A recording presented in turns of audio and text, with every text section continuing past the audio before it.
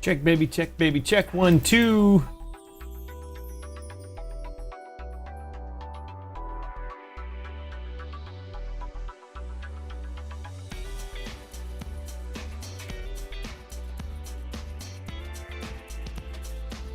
Check from the Space Lounge.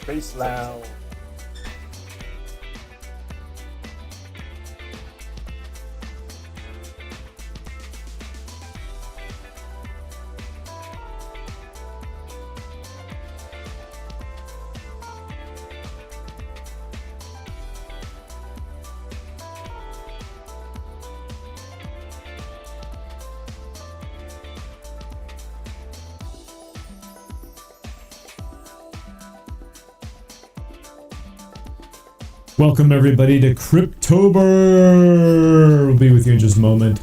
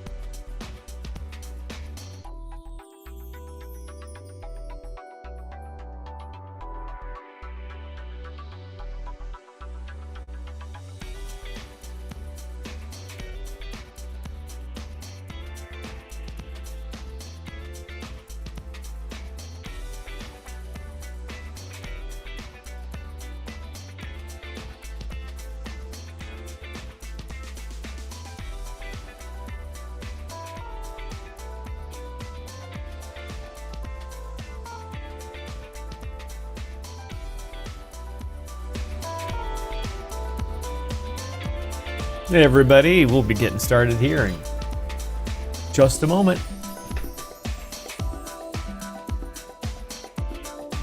Got the required vino for the evening in the Space Lounge.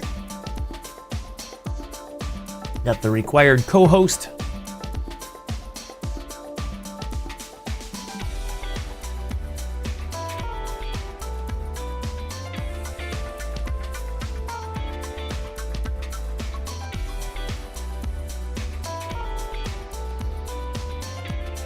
All right, Pedro's going to be with us in just a moment.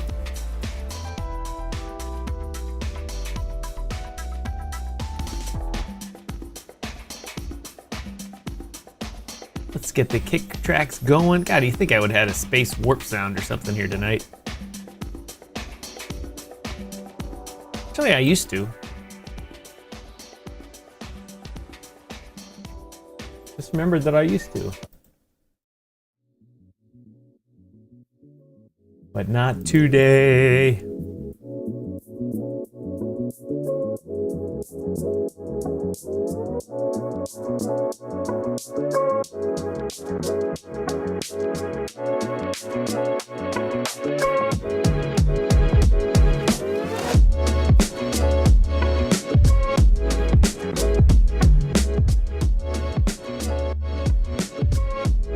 Good evening, everybody. Welcome to...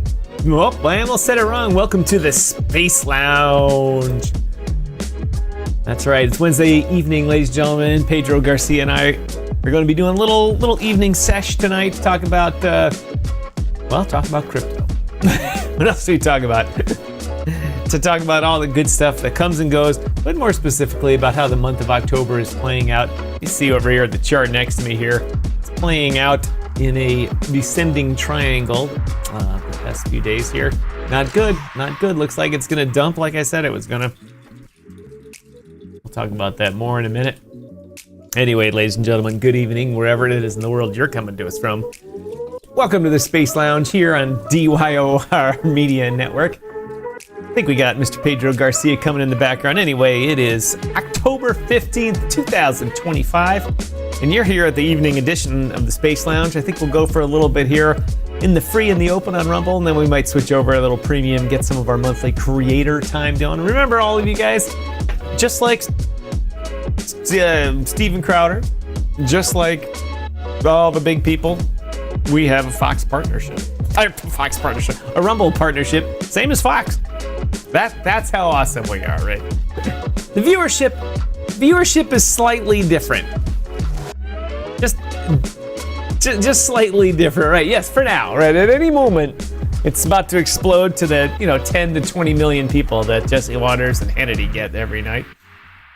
Exactly. But anyway, everyone, welcome to the show. I'm sure you can hear Pedro in the background. Let's go. Let's go. Like I said, it is October 15th, 2025. We didn't have a show earlier today. I had a bunch of stuff going on, otherwise known as Doggy in the hospital again today. So we thought we'd come to you this evening, talk some smack about you. Ha! Let me turn this music down for everybody. Anyway, Pedro Garcia, how's your day? What's happening this evening? Where are you? Right now, I am right outside of New York, handling some business. I'm also looking at a couple of things in the market here that I'm kind of excited about.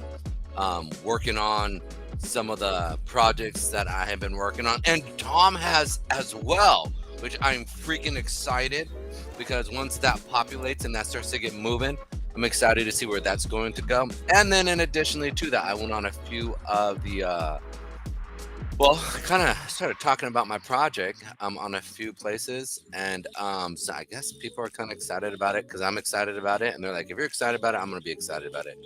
So I'm kind of... That's the way it is. Yeah, we got a lot of new stuff. Maybe we'll talk a little bit about that tonight, Pedro. I'm sure I'll talk about TradeWave, the app that... we've been developing here to guide people along, create a community, and make some money in the process. And help you make some money too, there, ladies and gentlemen. Anyway, thanks to everyone that's tuning in with us. We got Kumgar in the house. We got Crypto Unicorn in the house. We got Fire Chicken in the house. Let's go. Crypto Unicorn doesn't even know how to spell Space Lounge. Yeah, okay. That person must have been drinking some cheap white wine when they typed that.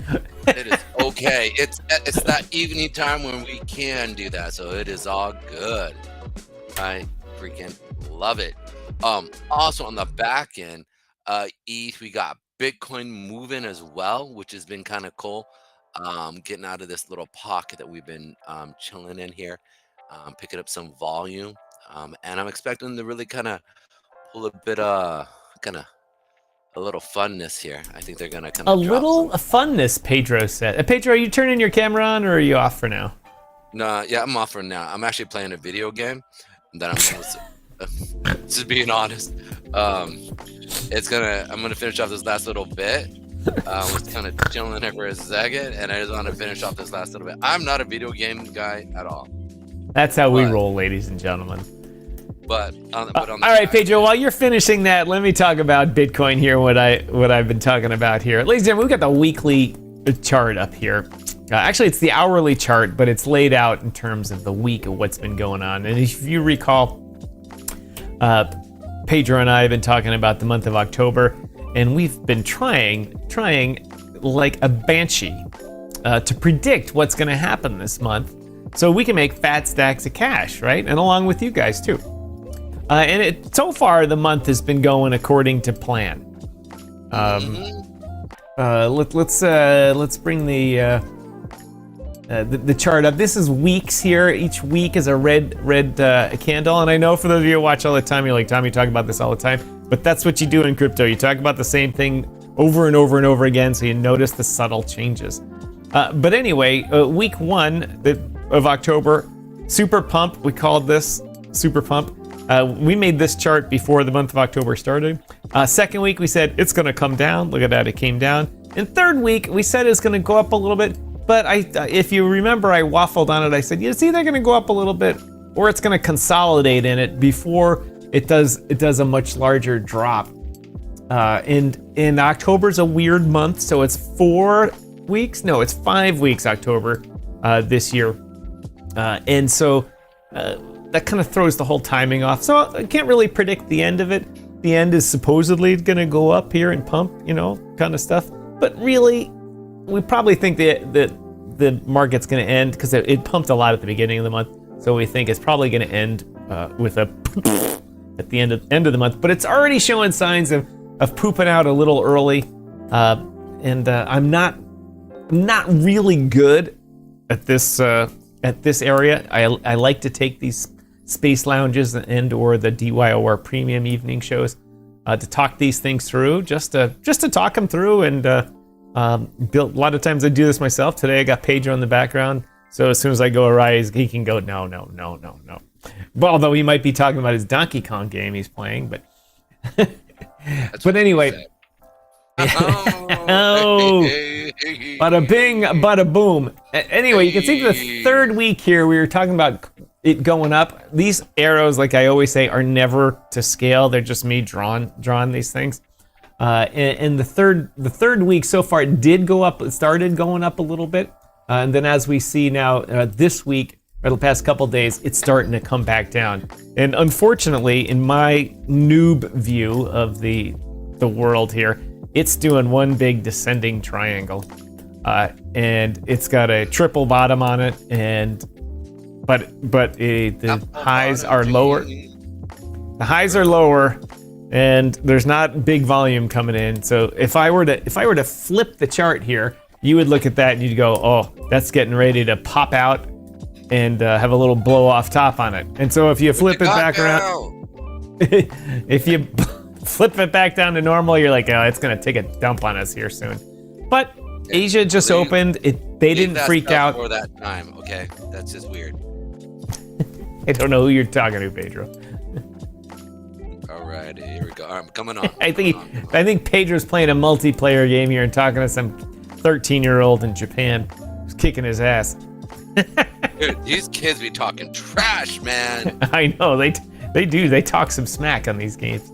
Anyway, but looking at this chart, it looks like my prediction of the fourth week dump is going to come to fruition a little earlier than that. We got a couple more. We got 2 more days in the week here. We got Thursday and Friday. If you draw this chart out, this thing dumps on Friday here. A week actually dumps on Friday. And that's a little bit earlier than planned because that's not when traders are going to be spinning out of their positions. So we might see this consolidate a little bit. Let's see if I can draw it. Consolidate a little bit more here until the 18th, and then dump.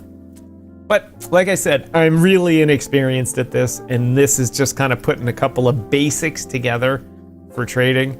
But kind of every month it kind of plays out.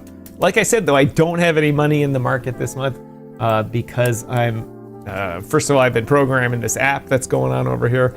I've been off for a little bit trading, so I don't have my eye on the ball. My schedule has been all jacked up right now. But it's still good for me to walk through all this type of stuff, talk with you guys about it, get some feedback from either Pedro behind the scenes playing. Maybe it's not Donkey Kong. Maybe for those of you that remember Congo Bongo, that was the Donkey Kong 2 was even a little bit more crazy, Congo Bongo. Or from you guys out there in the audience. And I see we actually have a couple of people watching here. Facebook, we got YouTube and Rumble, and I don't know how many people on X are watching. But thanks to everyone that's watching. Really appreciate it. We do these things periodically. You know what? I am just going to move off of Bitcoin right now because Pedro, when he gets out of his game here in a minute, he'll go over more of it in detail. Oh, suddenly there he is. The red light man. Although I must say I have the purple lights and the blue LED lights going right now. It's giving me this nice glow here. There you go. In fact, it's given that the whole cyberpunk thing. Pedro, I tried to move away from the cyberpunk look. And I had that new DYOR Live logo, which is with tan and blue, and I was like, all right, trying to get more mainstream. I can't get away with it. I just restyle. I even changed the ticker down here to cyberpunk. In the main studio, the things overhead starting to go back to purples, and then I designed the app, and it's all cyberpunk thing. Even when Fire Chicken talks, it's a cyberpunk graphic for the thing. And if you notice, if you're astute, you guys with good vision, you'll notice like there's these little things and glitches going across the screen all the time too. Yes, I can't get away from it. I love it so much. I just love it so much. Yeah, even that when the lights are dim in the old Striking and Mrs. Striking abode, there's purple and blue lights going too. I love it. Anyway, so the style follows it. I just hope you guys can read it. Because otherwise I'll have to go to the standard fonts that the news people use that are just blocky and bold, so everyone can read it on the TV, especially the 80-year-olds. Oh yeah. Anyway, Pedro, that 13-year-old from Japan or the 12-year-old from Indonesia kick your ass? You know what? It's really the Americans. They're the ones who are really the trash talkers, in all honesty, man. The American kids are so off cuff. The kids from other countries, they're actually pretty like respectful. They're like, sir. It's the kids from America. They're like, you're like, yo, I'm gonna tell your mom about you. And then you hear the mom on the back end going, yo, you kick his. And I'm like, what is going on here? But that's crazy, man. I mean, it's off the cuff. It's nothing but crazy talk. That's what it is. Oh boy, that's a weird color for me. But it was really interesting, like watching on the stuff that's actually happening, and then more importantly, watching actually markets here with a lot of the news that's been actually populating, especially with Donald Trump, the president, just basically yelling at all sides, Republicans, Democrats. It's kind of crazy, man. Like with the rhinos, the Democrats, and then also what's happening in LA County. That's crazy, man. And then watching this market getting ready just to dump. I mean, with what happened with JP Morgan, and then with Jamie Dimon just saying basically the cockroach was about to come running out because another bank just kind of went belly up. And it's like, dude, this is about to get like nuts. Like I honestly, it feels like 2008 all over again. Like it's bad. Like I was telling my friend who's in the renovation business, I said, listen, you need to get your contract with a lot of these banks around it, because when all these houses go foreclosure, you can go in, help build them up or renovate, not just keep them maintenance wise until somebody comes and buys them after the crash. And I go, and if you make a good connection, you can do sweat equity where you could buy up 15, 20 of these by basically taking them off the bank's hands so that they don't have the liability on their books until you can sell them. And he's like, what? I go, yeah. Pedro, I learned something new yesterday that blew my mind. Because of designing this app. Over here on the great graphics machine over there, I have the front page of the app with just a list of the top 20 cryptos per CoinGecko minus stable coins. Well, not all of them. I didn't take all of them out. And then I found one lurking in there called Figure. It's this one right here, Figure. I have a delay on here right now so it doesn't blow up my API. Figure HELOC. It launched this year.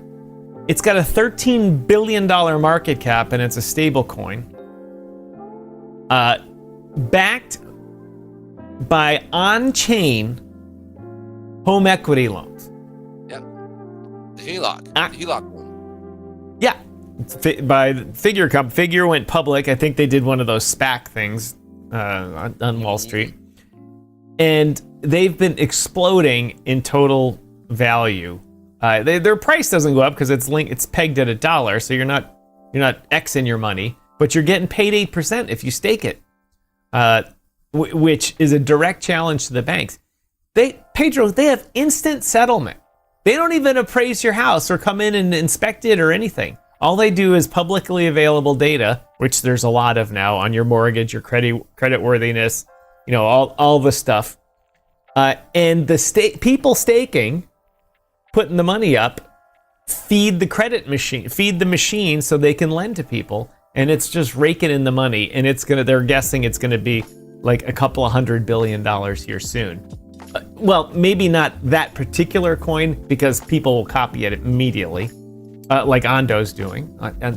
And I realize I've been sitting here dissing the real world assets, not dissing them, but saying it's far off because real estate, the legalities of owning real estate take too long.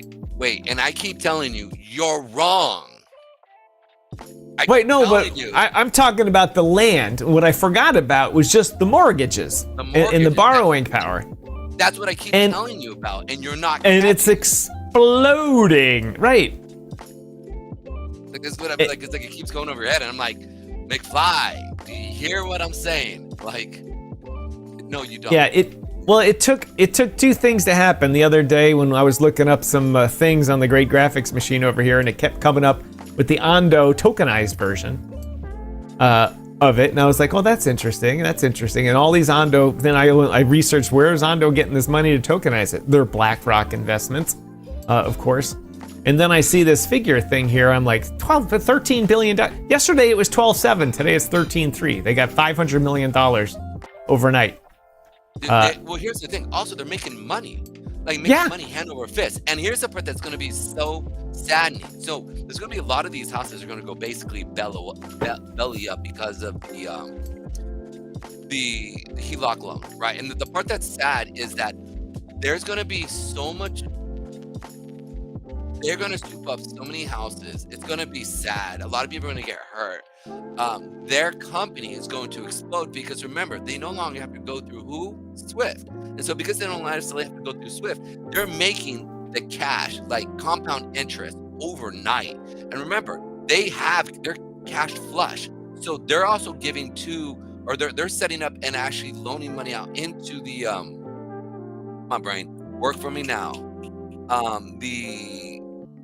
The repo market within large banks. And as we keep moving here, these crypto companies are going to just be juggernauts in the next 10 years. Like BlackRock in 2008-9, hardly anybody knew who they were. I remember as a financial rep working with Barnum Financial Group, basically got cut by them because they said I was stealing, which I wasn't. Forget you, Paul Blanco.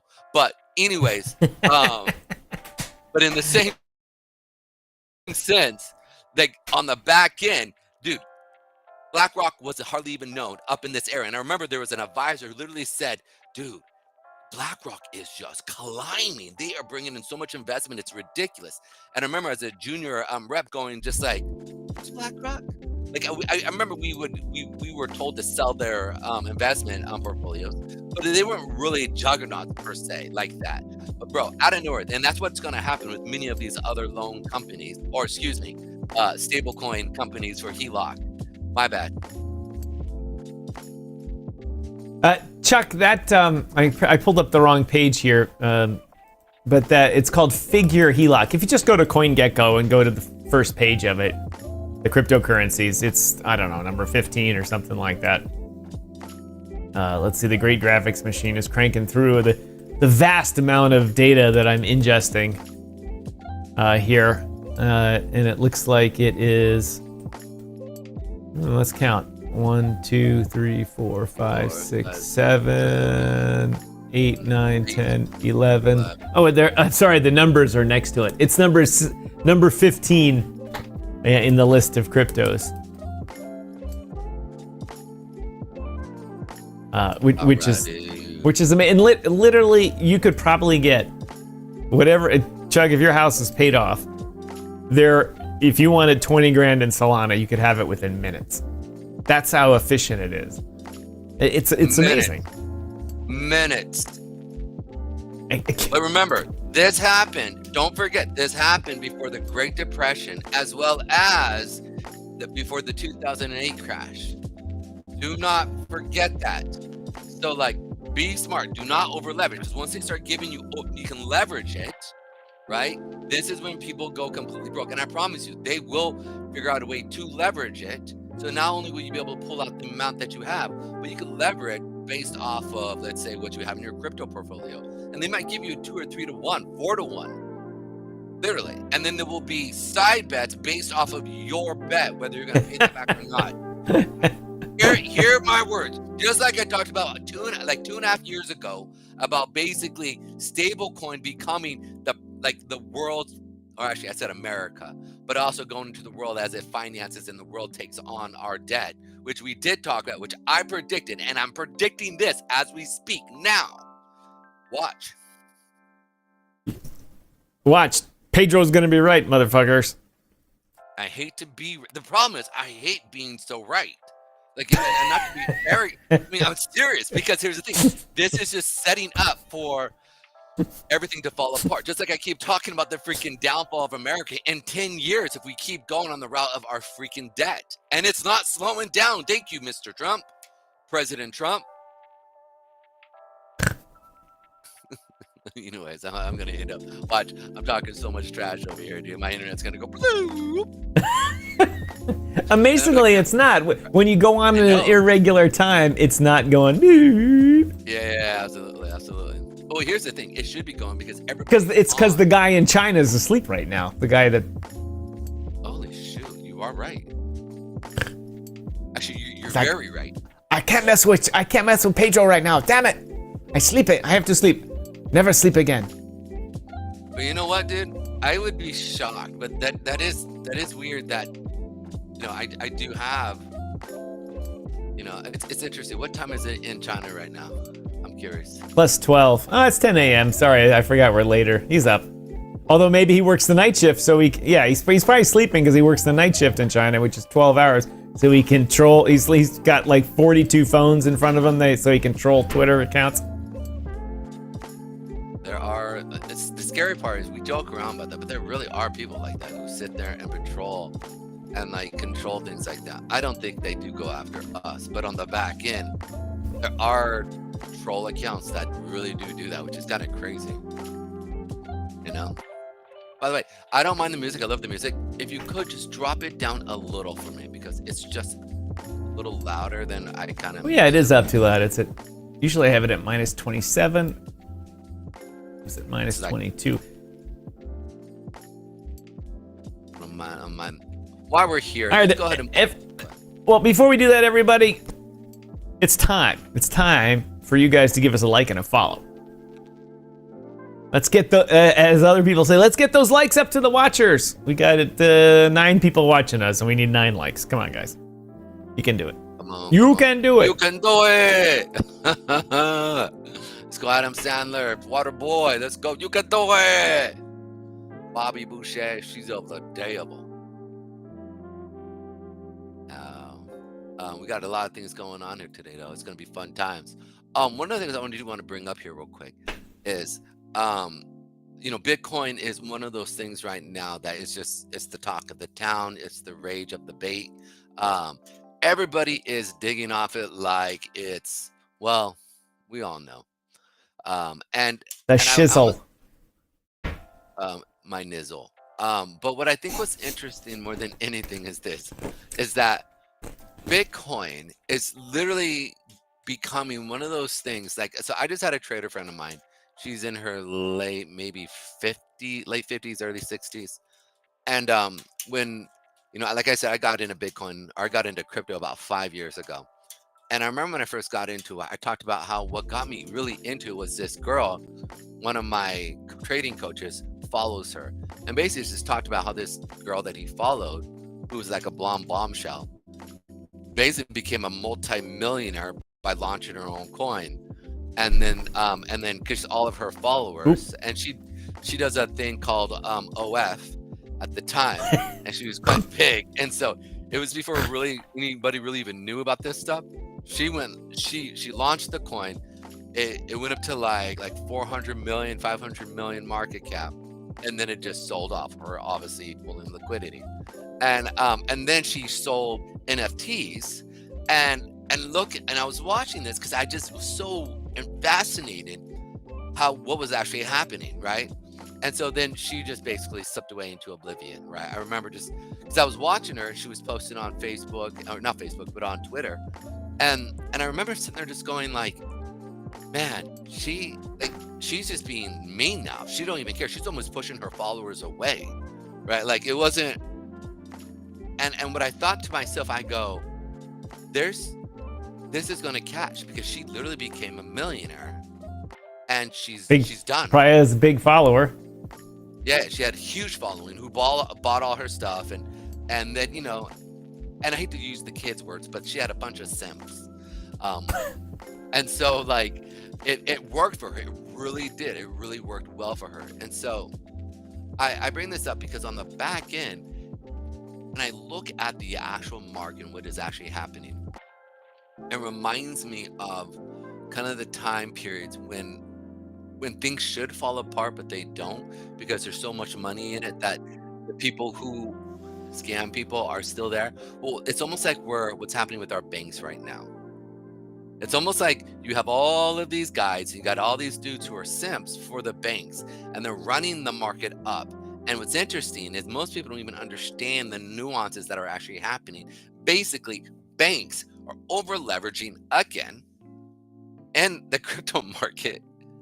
And in that process, by doing it, they are then creating new products like we saw with MBS's CLOs, collateralized debt obligations, CDOs. And right now, they've now changed that to CLOs and a few other things that are going to be basically brought into crypto market. And I sit there and I go, well, if we're going to see a drop in this market, how far will this market go? Right? And I'm talking about the S&P 500. And I'm like, they're not going to let it go. They're not going to let it go. They may let this thing drop to maybe 6,200, maybe potentially back to that 5,800. But I don't think they're going to let this thing go. They're going to keep this party train going. They're going to keep this wine train truck ready to go. By the way, have you seen those new wine? I've been actually thinking about starting a new business during the week. It's basically wine trucks that go through, pick you up, take you to wine bars, and they have deals with the wine bars, so you get a little cheaper after, first 2 drinks and the 3rd drink, right? And then you drive them back and you literally pick them up at their house. Yeah, I've seen it. I've seen it in Chicago. In fact, it looks like a barrel. Mm-hmm. It's like on a bus chassis, and it looks like I'm like this one was themed for brew pubs, and I'm like, I was riding my motorcycle, and the guy pulled over and let people out, and so I circled back, and the driver's just standing there. I'm like, dude, what is this most awesome thing that you are driving? And I can't remember the name now, but he was like, it's the beer barrel brew pub machine or something like that. I'm like, you're my hero. He goes, yeah, I got it. He literally said I bought it like 8 months ago or something like that. And he does the tours in Chicago of all the brew pubs. It's brilliant. It's absolutely brilliant. He spends his life driving.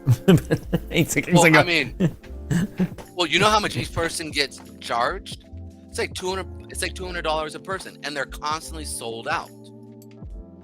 I mean, dude, they literally fill them up 40 people plus. I know, yeah. They come. They were going to this. He's dropping them, even though it's a brew pub thing. We have a distillery, just south of where Mrs. Striking and I live in Chicago, and it's literally walking distance from us. Koval Distillery, and it stops there because they do tastings there too. And I was like, this is. I mean, now every time I see it, I just start laughing. I'm like, this is awesome. It's going to be a good business, man. It's actually one of those things that I've literally said to myself, I need to get into that. Because during recession times and depression times, the thing that explodes is what? Strippers and alcohol. Booze and, I hate to say booze and strippers. I mean, never mind. We'll leave it alone. Hey, Pedro, we've managed to put together a little a little crowd here tonight, Yes, we which have. it has cued me to read an ad. Nice. Before you do that, please, guys, all you new people, come hit like, subscribe, and come follow us. We know you're watching from different time periods. Anyways, go ahead, Tom. Tell me, what ad are we reading today? We are reading Crypto.com. Crypto.com is a sponsor of DYOR Media. Did you know that, Pedro? Oh, I believe it. Of course, because we're awesome. Anyway, ladies and gentlemen, let's be clear. Cryptocurrency is no longer emerging. It's here, and this latest move cements that reality in the biggest way yet. Trump Media Group just inked a $6.4 billion deal with Crypto.com, the world's top crypto platform. They're teaming up to scoop $6.4 billion in CRO, the powerhouse token that fuels fast, low-fee DeFi staking, rewards, and real-world perks like cash back on your spends. Damn. Oh, yeah. To launch America's first CRO treasury. When it's done, this new company will be the biggest CRO holder out there. Want in on the action? Head to Crypto.com today and grab some CRO. Let's make crypto great again. Woo! Crypto's pretty good right now. It's compared to the Biden administration, it's doing pretty good. Anyway, ladies and gentlemen, as always, if you're watching this on the big screen TV, point your cell phone at this QR code right over here. It says Crypto.com on it. Hold your phone up there and say, boop, pop that. Go onto your phone and visit our sponsors. They really appreciate when you do that. Make their effort worth it and make DYOR and the Space Lounge great again. Anyway, if you're watching on your phone or tablet, in the chat, there's a little link there. And if you're watching on the replay, down in the description, there will be a link to Crypto.com. Oh, yeah. They don't even want your money right now. They just want your eyeballs. Go visit them. Eyeballs. Help us out. Thank you to Crypto.com for sponsoring this segment of DYOR Live. Let's go. And if the Crypto.com people are watching us, shout out to you guys in the back. We know you guys are grinding. Keep it up. Alrighty. Okay. I know they're watching. They were waiting all night for this, Pedro. They were. I know that they were. I can feel it in my bones. Speaking of Pedro, where is Pedro on this screen? You don't supposed to be here. Oh, there he is, ladies and gentlemen. I thought you were gonna be out over here over my shoulder here, where I don't even know what that screen is there, but All right. There we go. I like it. You can see my full heart. yes, you can. Oh, actually, I was thinking you were gonna come on like Spock or something like that. It's kind of got a little Star Trek motif going on here. not Phil Collins. Philly, bro. Philly. Whatever happened to Philly, man? He's got some sort of a autoimmune system problem that he's. Oh, damn. Pour one for the It's been eating him up from the inside. He just did a tour though, and he came out and he just sat on a stool and sang. But he's been introducing more and more backup singers throughout the years, and he's to the point where he just gets out there and the fans don't care. They just love it. They just love it, and he has other people sing, but he's swinging and doing his thing and doing the thing. You know, one thing about Philly, dude, is that he, you thought when he first came on the scene he would be kind of weird, but he turned out to be just a normal dude out there just trying to make some money. And one cool thing about him is that he didn't fondle any little kids. He didn't hurt anybody. You know what I'm saying? Like the guys, like all these guys are starting to, he was a huge success, right? Like anyways. Yeah, I mean, he had a whole career as a drummer with Genesis, and then took over as the lead singer and blew it out of the park with them. Yeah, I mean, like legit, hopefully his character and his stuff stays good, and that nothing weird comes out about him. But as of right now, you know what I'm saying? Like sometimes things come out like, Bill Cosby was everybody's favorite loved guy. Did he? Mr. Family Man. And then all of a sudden, Diddy? Well, no. Everybody knew about Diddy. Everybody knew about Diddy. Like it wasn't, just as Cat Williams said, if Diddy want a party, sometimes you gotta just say no. No. Ladies and gentlemen, do what the comment says up here. Welcome, everybody. Please comment, like, subscribe, follow, share. Just do it, MFers. Hey, be gentle. Don't know. This is a... We are on our road to 300 followers on Rumble. We've got 15,000 or so on YouTube, and it's been stagnant for 2 years. And now we got to build up Rumble.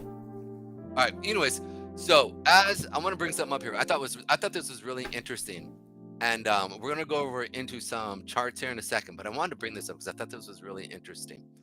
The government shutdown entered its third week with, and I'm actually reading this from Politics. From what? It's literally called Politics, Finance, War, and Geopolitics from Channel Info. It's literally what's called Channel Info. So I like them. That's where I get like recaps. But what I thought was really interesting was this: is that let me go ahead and read through this here. Enters its third week with the Senate, and I thought this was interesting, and I think it'd be a cool thing to talk about. With the Senate failing for the ninth time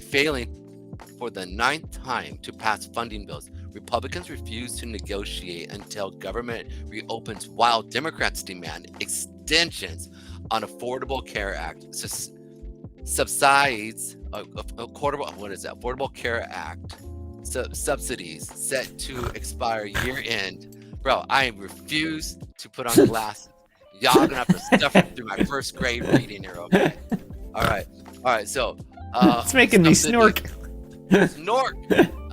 Subsidies set to expire year end. Over 4,000 federal workers have been permanently laid off across multiple agencies. Military receive paychecks today, and most federal employees go unpaid. Air traffic controllers warn of aviation safety risks. Now, the reason why I bring that up is that last little bit of air traffic controllers warn of aviation safety risk. Like, is that almost like a little wink wink? Like, hey, guess what? Remember back in a thing called 2008 9/11, or excuse me, not 2008, but 2001 9/11? Do you remember that?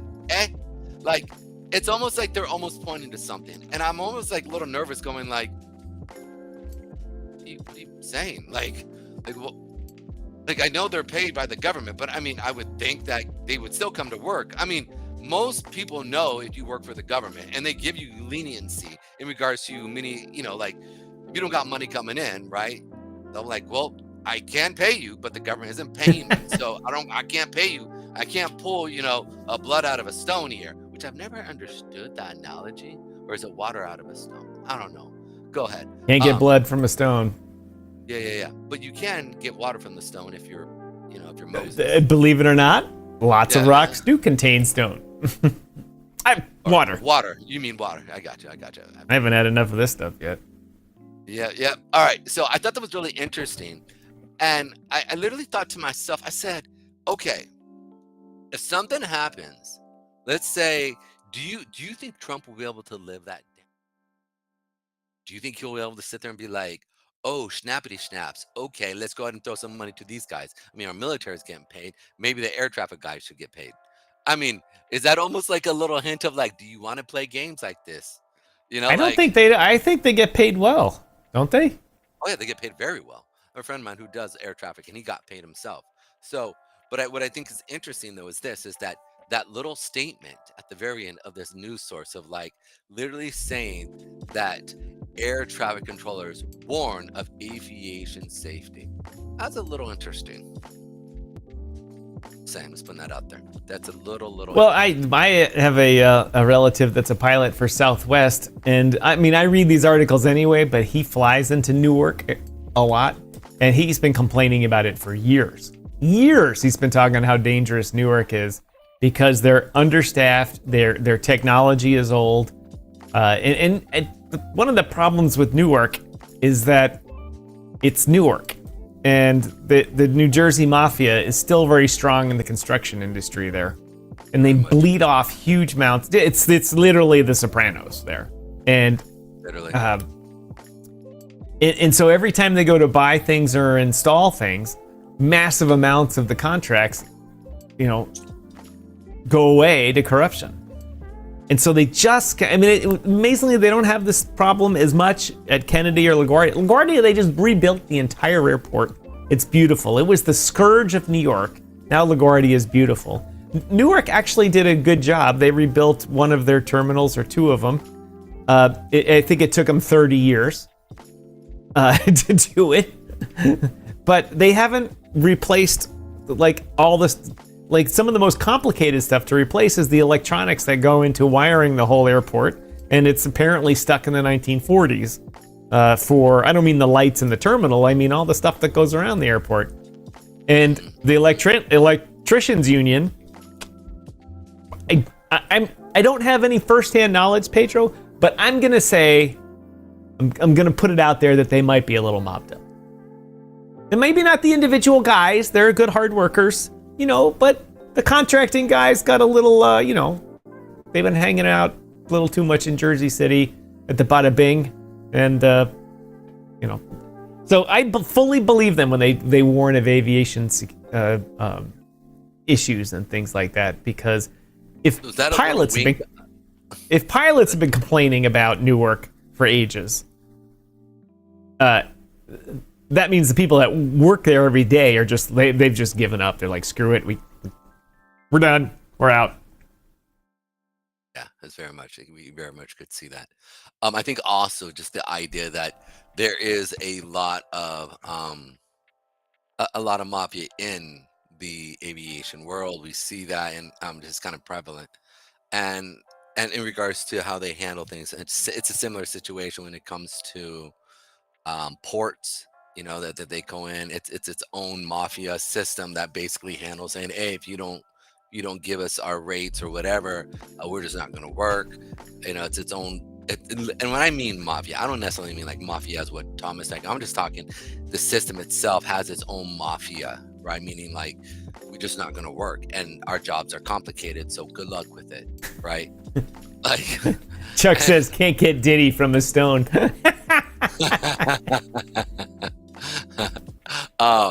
Shout out to Mr. Trump as well, saying we are officially in a trade war with China. That was about 1:30 today, 1 to 1:30. So welcome to World War III financially. There you go. Did you see also Mr. Trump had a big speech today, which I haven't followed yet, but I just caught a glimpse of it, where he talked about all you chumps who've been complaining about crime and all this kind of stuff, and we're focusing. We've been sending people to every major city, and we've been arresting massive amounts of people in every city, and you just haven't, you protester people, we've been letting you focus on certain areas, and he pointed out in many of the big cities how they've gone through and started arresting people on federal charges and locking them up, and how the crime is going down. And then like each mayor, like Brandon Johnson in Chicago, is like, look, see, our policies of giving money to neighborhood groups is working. And Trump's like, no.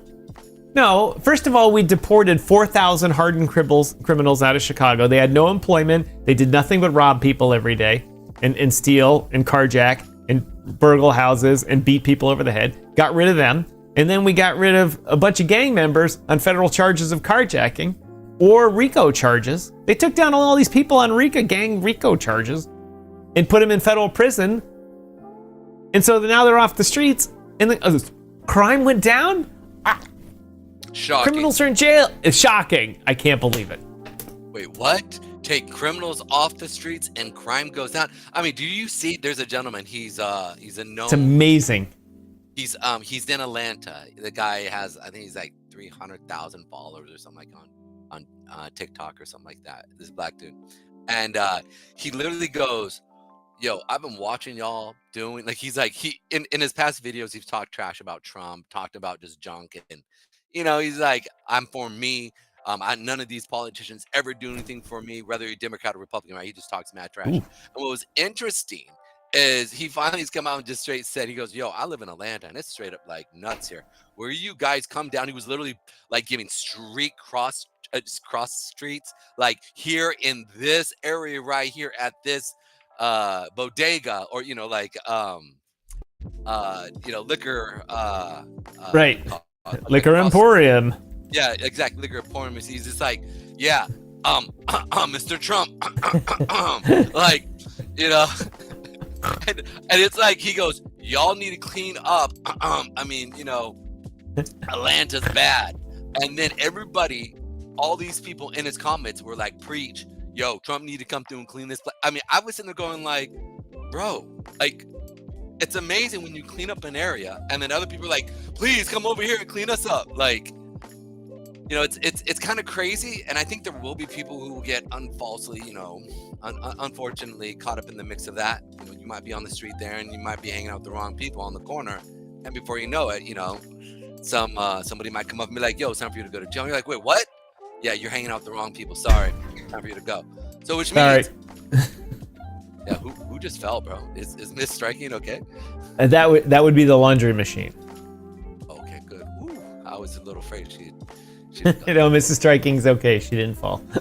I was like, oh dear Lord Jesus. Lord Jesus. Oh, dear John. Lord Jesus. Oh, Lord Jesus. There's that, that meme, that guy. Oh Lord Jesus. All I was thinking was Eddie Murphy when his aunt with the hair lip was falling down the stairs. Oh Lord Jesus, I'm falling down the stairs. Oh, she's still going. She's still falling. Oh Lord Jesus. Baby Draco in the house. What, nightcap show? Yes, sir. That's right. We got we're in the Space Lounge tonight. We chill here. I'm just gonna bring up the Space Lounge. You're gonna see how chilling we are. It's like we're on the Star Trek Enterprise. Well, if my system responds at all. Oh, come on, work. Oh, my computer is getting slower. No. we were mentioning Jesus. No. Joe, baby. We were like, oh Jesus. Suddenly he shows up. That shows up. That is amazing. See? Oh, that's good. that. Oh, dude. Lord, that was good. That was good. I love it. All right. Let's check out quick while Tom takes care of some of the stuff there real quick. I'm gonna go into a couple charts here. And then we will jump back here while I'm also gonna refill my little drinky poo here, so I'll be right back. That's all right. So let's check out the S&P 500. We saw the S&P 500 actually do a pretty good sell-off this week. Obviously, this had to do with the tariff stuff happening on Friday. We see the market is kind of consolidating here. But what's interesting, though, is we saw a decent amount of buyer volume come in today as we were coming up to the cross here. So we're watching the 8 and the 20 cross right here. And let me go ahead and do that correctly so you guys can sit there and see it. So we're seeing this 8 and 20 cross right here, and we saw it came up here to actually pull a 4-hour supply here. And what's interesting here is that as this market is coming down into or coming up to this level, we saw a lot of volume trying to push it up, but it wasn't able to close above. So tonight's going to be a good indication of whether the S&P 500 is either going to sell off or if we see this market going to continue higher. So what we're looking to see tonight in the futures is that we want to see the market, if we're going to see it go up, we want to see it sell off, potentially down into this area here, which is going to be roughly around that 668 area to that. I mean, and it could play from here. So I would say it can come all the way down to the 6660 area to 6655 area here is where we want to see this market come down to tonight, and then into the morning as the market opens, we'll see it drop a little and then go back up. But I want you guys being prepared for that, because if it doesn't go down and we see it go up, expect it to sell off into the evening and watch some things actually fall off. I just realized you never put my thing up, so it's okay. It is okay. Pedro, I've been sitting here since you started talking and my system's slowing down, and I'm like hitting buttons and clicking and closing other programs to free up RAM, and I'm like, fuck. Thankfully I was on mute. Yes. Well, let's go here and I'll just show you guys here real quick.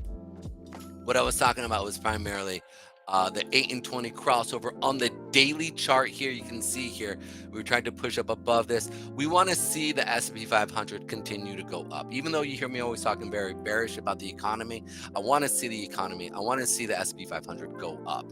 Obviously, if the S&P 500 sells off, it hurts a lot of people and a lot of businesses, and they can hurt a lot of people here. But I want to see a bullish stock market. It keeps America strong. But this part right here, as we're looking, is seeing the 820 crossover here. I want to see today, I want to see us into the evening sell off down to these lower areas, and then from there in the morning see it go up. And so with that said, that's going to be some of the areas where I'm going to be looking for it to come off to. And that's going to be this area right around here is where I want to see this market kind of come down into. And then as it comes down into the evening, see it kind of do this, and then see it pop up and go like this, and then continue higher. And I want to see it continue higher.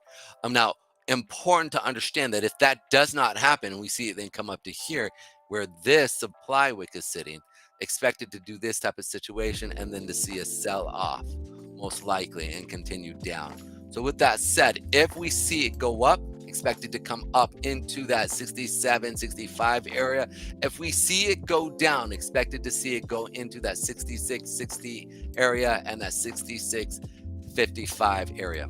That's it in a nutshell for our good old friend S&P 500 futures. All right, my friend, are you still there? Ooh, I lost Thomas. It's a sad day. From there, we can go check out Bitcoin here real quick. If you guys have anything you want us to go look at, please let us know. Mr. Chuck, Moon or Dust, had their first winner today, got a little over $800 in Sol. Nice, man. Love to hear about that. Tell us how. And so Moon. Yeah, Pedro, I don't know if you know what Moon or Dust is, but the gents over at Infineon have started a game show to help promote their tokens and their whole blockchain and everything, and a new coin that's being launched, new token that's being launched. Yes. And they're starting the promotion process for it. So they started with a big count. All week they've had a countdown to Moon or Dust, which is a good. I like the phrase. Is the coin gonna moon or is it gonna go to dust? And so they had a game show about that today. They had a couple practice rounds. And today was the big day for the launch of it. And apparently someone won $800. How about that? Oh, snaps. Dude, I'm going to have to go play over there and be like, what up? Although I noticed Infineon sold off 10% today too, so we might know where the money came from. Wah, wah, wah.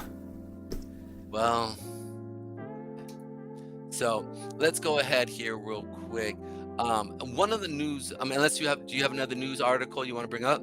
Actually, all I wanted to do is take 5 minutes to go over what's going on with the app over here. Oh, please do. All right, let's put us up on the. I don't know. The system isn't working so well here. Let me try this one. See if this works. System's starting to go slow. While Tom is pulling that up here, and he will interrupt me when he needs to, the U.S. housing market has reached its most unaffordable level in history. So the average home today is at a point where anybody who comes out of college and save for a few years will not be able to buy it. I mean, you're literally gonna have to save for 10, 15 years just to be able to get into a house.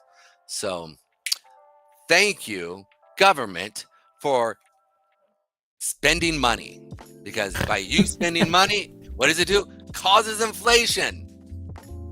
And that's as right, you ladies and gentlemen. Doing that, guess what? They print the monies, they devalue your monies. Thank you, government. They devalue your monies. Anyway, ladies and gentlemen, let's take a few moments to talk about where we're taking this great DYOR freight train here. Pedro and I have been talking about having an app since the turn of the year. It's now 10 months and 15 days into the year, and the app has just surfaced. Obviously, it's not easy to squeeze development into your day here. Pedro's been working on a project for pretty much as long as I can remember, and it's just coming to fruition this week also. So we're we'll mention that when Pedro's ready to give a good review of it. And no, he's not launching a pump fund meme coin. He's got real shit going on. But we've talked about all the information that we bring to you guys over the years. We've never had a good way to categorize it for you and to keep it in front of you and to make you understand that these are relevant trades in this. We talk for 2 hours and people leave and go, yeah, I can't remember what he said about an hour and a half into that. Something about Solana going up or down or something. So a while ago, Pedro said, we should have an app. And I said, I'll make an app.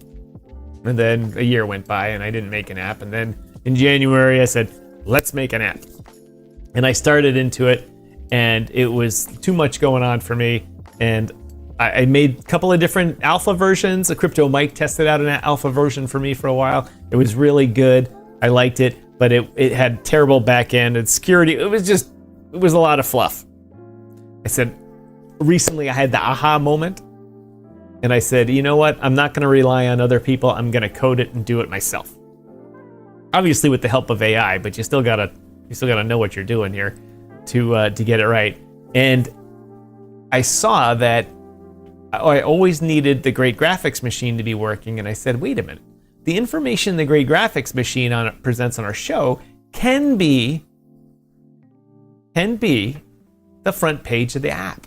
And I've already been coding stuff for the great graphics machine, so I'm like, aha.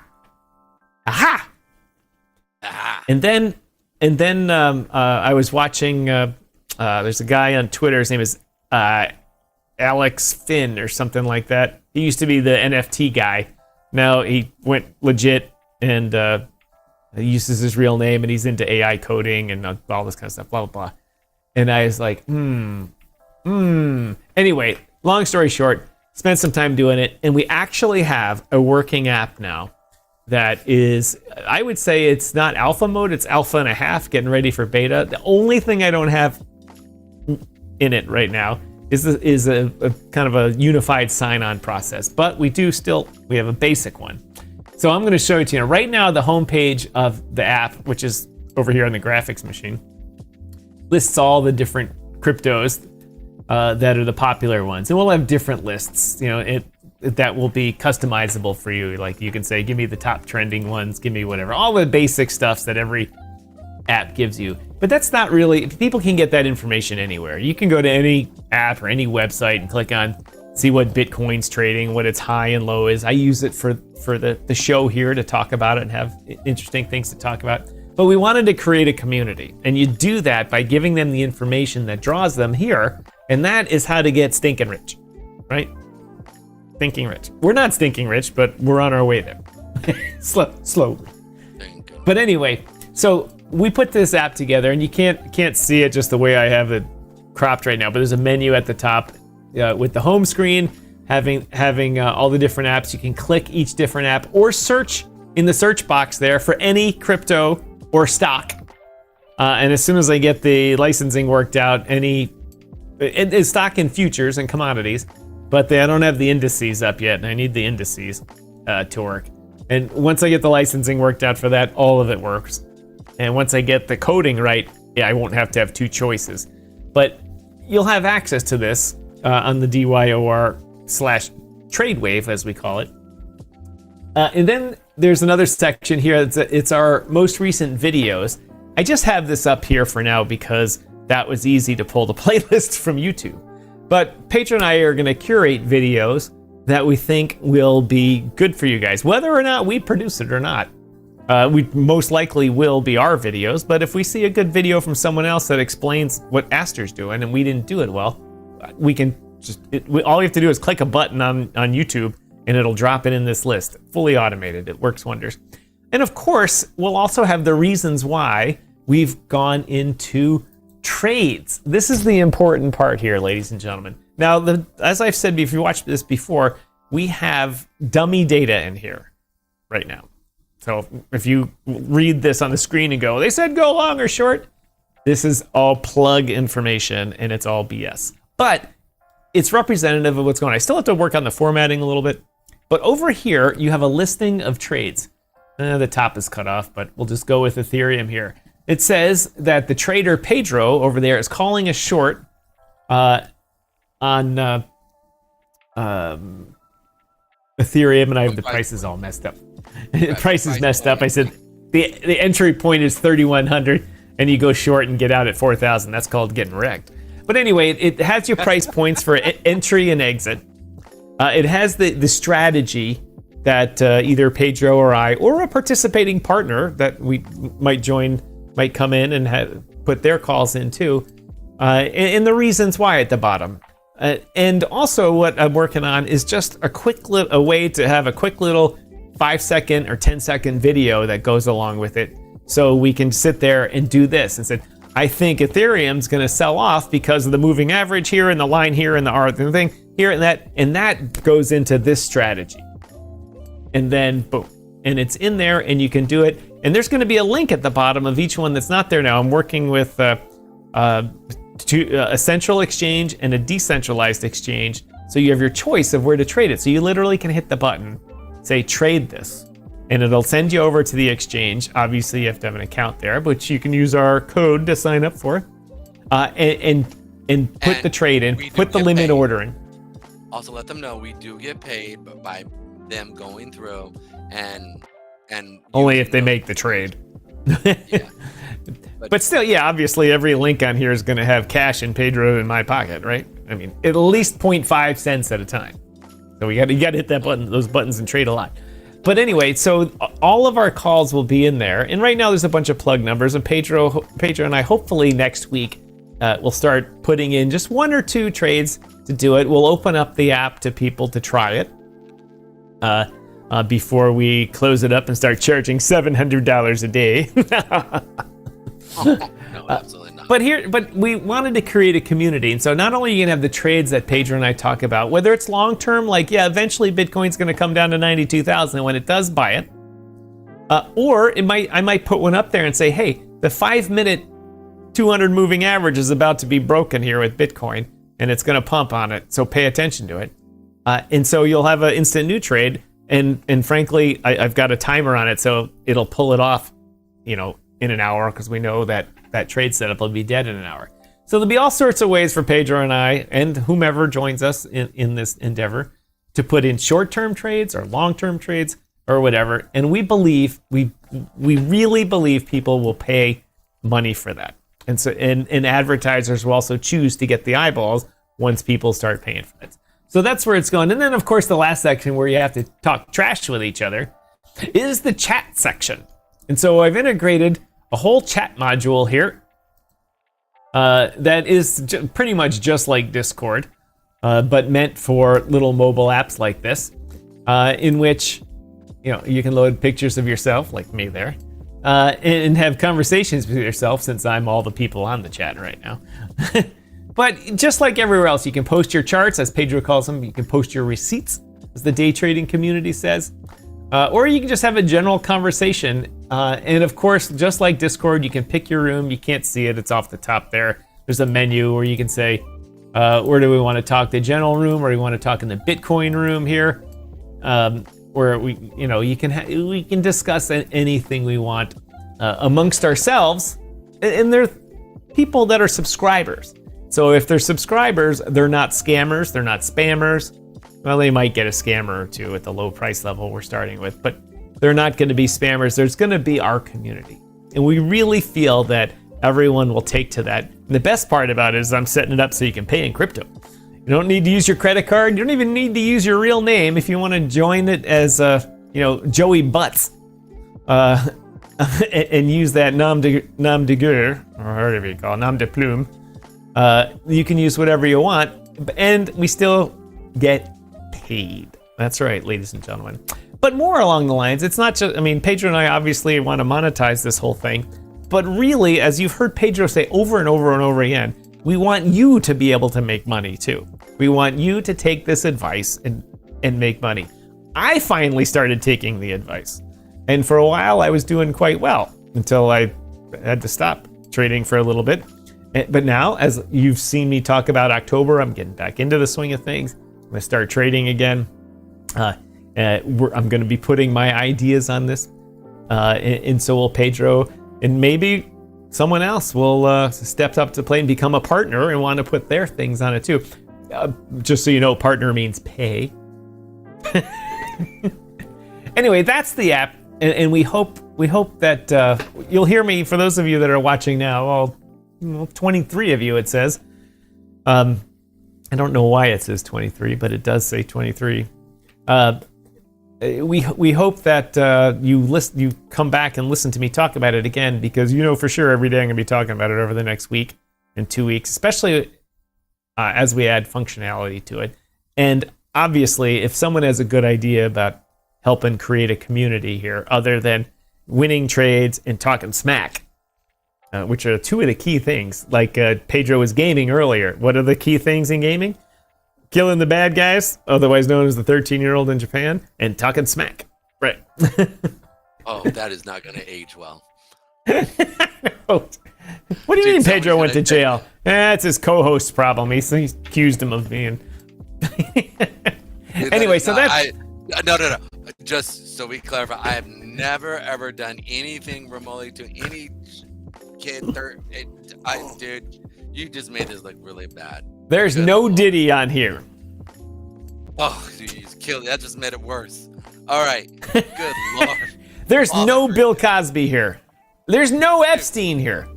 Is it helping? Just stop. No. Dear God, Lord. Smalls. Smalls, you're killing me over here. Anyway, thank you very much, everybody, for listening to that Baby Jesus. We hope you're watching. All you people, I see the numbers over here. What? Come on, people, give us some comments. Let us know what's going on here. Yes. All right, guys. So let's check out BTC here real quick. So BTC actually yesterday, we had a good amount of seller volume come in. The sell-off come in, but you can see it did try to push up during the midday. Yesterday, as we were coming up, it sold off, tried to come back up midday yesterday, but it just couldn't continue. At the end of the day, we saw the sell-off come in evening, and then now we're just kind of consolidating right here, as you can see, kind of playing off this limbo land right here. And this is when we want to start to see if it's going to sell, if it's going to sell off. We want to see it go up into liquidity. Liquidity area is going to be hovering around this second, and because these charts are off, to look at my other charts here, just so that. Oh, come on, dude! Don't be a douche.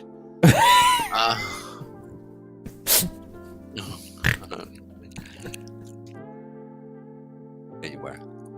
Thank you, Jesus. You're awesome. Okay, so the area that I'm looking at, because I want to correlate, that's going to be here. That 11, so it's going to be. While Pedro's doing that, welcome X viewers. There's a whole bunch of you on there. It says there's 11 people watching on X right now. Glad really appreciate that.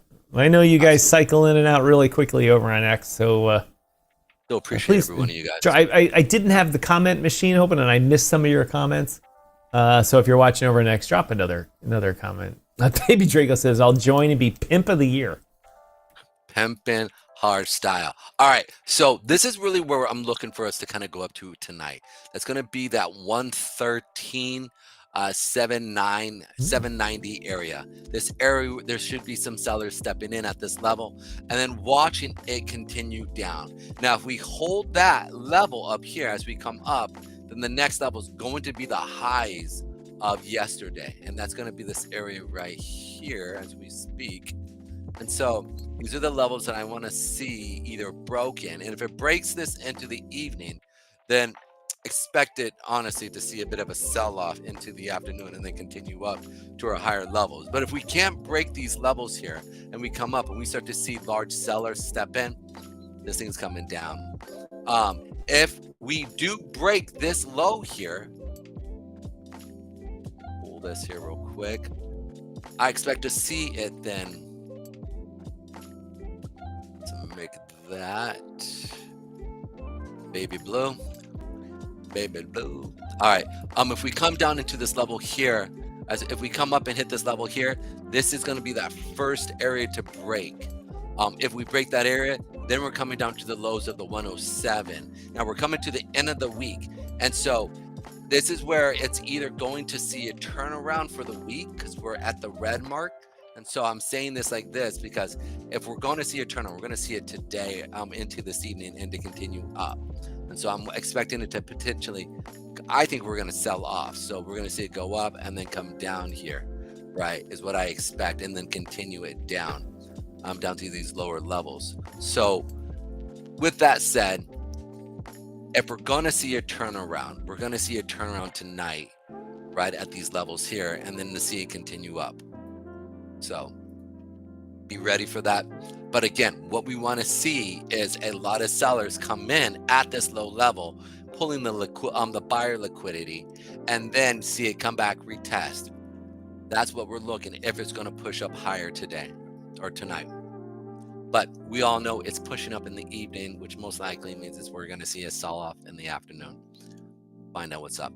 All right, Tom, back to you, Scotty. Sorry, I was just doing a little social media here. Oh, it's okay. Well, while Tom is doing that, I will read another horrific reading style, but I'm going to actually put on my glasses here, which is going to look even cooler. And I thought this was really interesting. This actually has to do with Hamas and basically what's actually happening there with them. It's actually really sad. So videos are verified by CNN showing Hamas carrying out execution-style killings on Gaza streets as the group reasserts control following the ceasefire. Israel accuses Hamas of violating the ceasefire agreement and threatening to restrict aid deliveries. Trump warns Hamas must disarm or we will disarm them, perhaps violently. Israel frustrated over slow return of hostage remains. So I thought that was really interesting today, just that idea that basically Trump is just straight up saying, dude, we will handle you ourselves if you keep playing this. And that's just going to escalate things.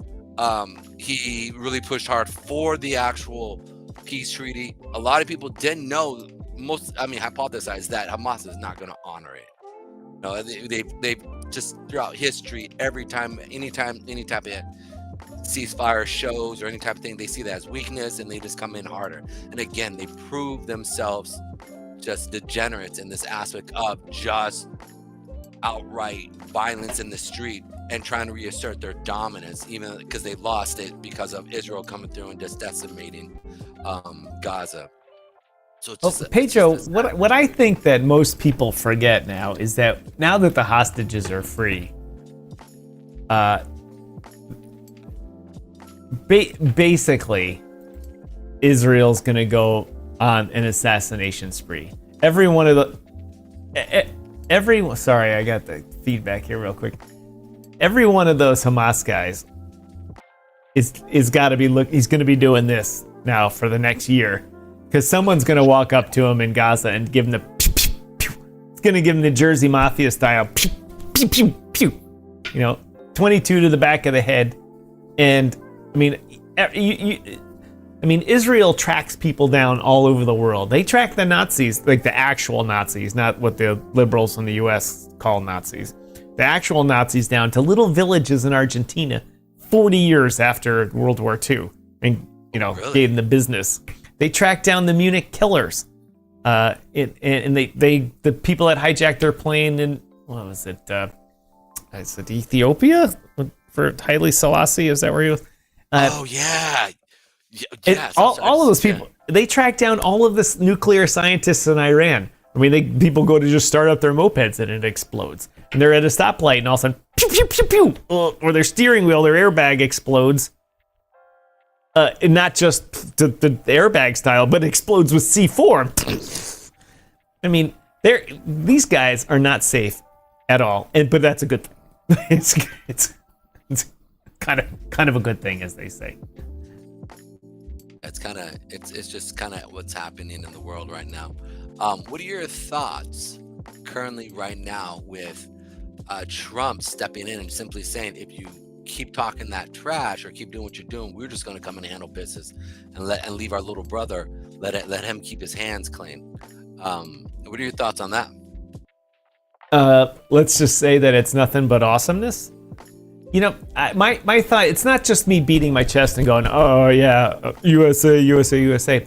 For so long, we've had presidents that were hampered by their bureaucracy. Whether intentional or not, whether they just like, I can't fix it. I mean, famously, Al Gore and Barack Obama said, we are going to cut the US government. We're going to take on the bureaucracy. And they failed miserably, and the government grew like crazy. Bill Clinton gave it a small chance. He actually balanced the budget for a few years. He did an okay job doing that. And then every president since then, he's just been a slave to Congress, and they've just exploded the budget, exploded our debt, exploded the size of the government, and all this type of stuff. And on international affairs, we've just gone, we don't want to rock the ship, kinda. We're, I'm not talking about Bush invading Iraq and all that. That's a whole nother weird thing. I don't mean the first time, I mean the second time. But on foreign affairs, the president has very rarely exercised actual commander-in-chief power to merge the goals of the United States with our foreign policy and our economy and the world's economy. And we maintain power all over the world by having all these military bases. We have 12 aircraft carrier groups that cost like $42 billion a second to run. All this type of stuff going on. And we very rarely exercise that power. All of a sudden, Trump just says, like, unlike any president since Franklin Roosevelt, has just told the military guys, this is the goal, go do it. Check back in when you're done. A great example, Pedro, is the Iranian strike on the nuclear capabilities. I don't remember if I brought this up the other day, but Trump had the pilots in his office. Did I bring this up the other day? Trump had the B-2 pilots in. Oh, you did. And it was not just the pilots, but that's a big effort. He had some of the tanker pilots. They had some of the maintenance guys, the planners. I mean, it's not the pilots are just 3% of the effort it takes to have a B-2 strike somewhere in the world. But their pilot guys are the ones that get to talk and they're all the glory. And he said to Mr. President, Mr. President, we want to just let you know that we've been ready for this for a while. Because the president was talking about how great they were and they did such a great job. And he said, we did such a great job because we've been training for that exact mission for more than 2 decades. He said, we've been training 22 years. They said, we have bought new airplanes for this mission. We have designed new bunker busting bombs just for that mission, and we've been practicing it for 22 years. And all we've been waiting for was the call just to be on standby for it maybe to happen. Because there's pilots that have come on and retired, and new pilots have come on and retired, and now I'm like the 3rd generation of pilots because they do, they're only doing this for 5 or 6 years. And you didn't call us and put us on standby. And no other president did. For any reason at all. You called us and said, go. And they did it. 22 years they practiced that mission. And so our military is ready to do these things, but so many, like Hillary Clinton when she was the Secretary of State, not engaging the quick reaction force out of Italy to rescue our guys in Benghazi, one of the biggest disasters of all time. Politically, worrying about whether the Libyans would object to us going into their airspace. Screw them. When the embassy's getting overrun, we come in with the hurt. And that's what President Trump does. And that's what's different about him. He says, we have this military. We are going to rename it the Department of War back to what it was. We're not the Defense Department where we're going to sit back and defend ourselves. We're going to go around the world and kick ass and stop this bullshit. Just like you opened this conversation with saying, you're gonna fuck around, you're gonna find out. Now, my side is that I think we're making a lot of mothers childless, and I think we're causing a lot of pain around the world that Is it necessary? Because those mothers are going to have babies again, and those babies are going to become, I hate to use the word jihadist, or a form of jihadists around the world against the American ideology. And so we're not making a lot of friends here in the future in 20, 30 years, just like with the Muslim Brotherhood, right? And Or they'll many move to other. Canada like many of them did. Oh, shoot. Bro, this is wrong. We'll leave that. I only partly jest, Pedro. There was an actual terrorist who the Human Rights Court here said, no, we had to let him in the country, and then because we tried to kick him out, we had to pay him millions of dollars. You're just like, where do they get these people? Anyway, sorry to interrupt. No. But on the back end, it's like, how far is too far? I mean, you know what I'm saying? Like, I think we are hurting ourselves. And yes, I'm not I mean, listen, I was a military guy, but I was also in the Coast Guard. I wasn't like I was in the Army or like I saved lives. They didn't take lives, right? But on the back end, like, we got to use some form of discretion in this idea, because if we go through and just say, if you F around and you'll find out. But sooner or later, remember, we have a thing called the U.S. debt. And I keep bringing this up because, like, this thing is getting to a point where the interest itself is bigger than the money that we can put towards, and this is important, our War Department. And until, like, he keeps his mouth shut, or he's smart, and the idea of, hey, let's be smart and decrease this or increase this in a very high level, guess what? This right here is going to get out of hand. And then this thing that we call defense spending, where is it at? Defense war spending. This right here, guess what?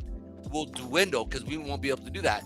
And in 10, 15, 20 years, those children who lost their fathers or older brothers, this right here is going to kill us.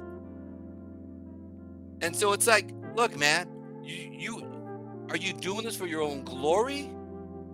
Are you doing this for America? Because in the future, you're not. It to me, like, if you're such a strategic thinker, then you need to care. You need to worry more about this right here. You need to worry more about this right here, because ultimately, if this gets out of hand, if this right here gets out of hand, and this right here will go down. This is what he's fighting with.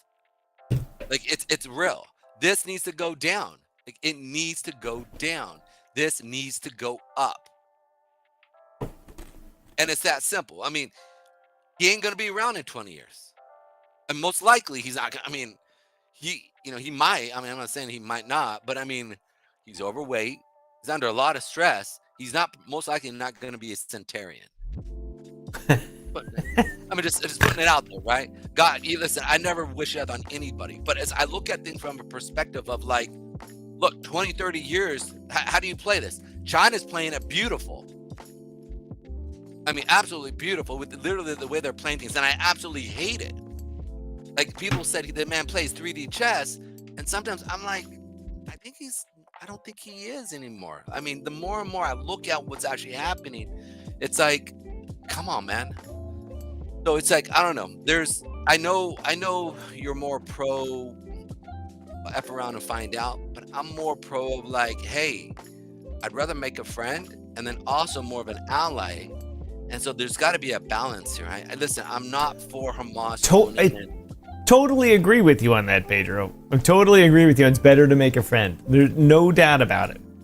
The problem is that there's so many people out there that are long past friendship and have just been programmed in their brain that they grow up like America's this evil place. I've been watching these series of videos about going all the way back to the Germans, to World War II, about propaganda and how the when German prisoners of war came to the U.S., they had in their head, Hitler had programmed in their head, in their machine, that the Americans were useless, their democracy was wasteful, and that they were just, nothing could happen in America. It was a terrible place. The people were lazy. Then they got here, and we're building like 700 B-52, B-29 bombers a day, building 20,000 Jeeps a day. We're building a Liberty ship every 4 days. Yeah. Right. In the most amazing display of production the world has ever seen, and they couldn't believe it. And that mentality about programming people is moved all the way up through the ages into the children of the Taliban, the children of Hamas, all this type of stuff.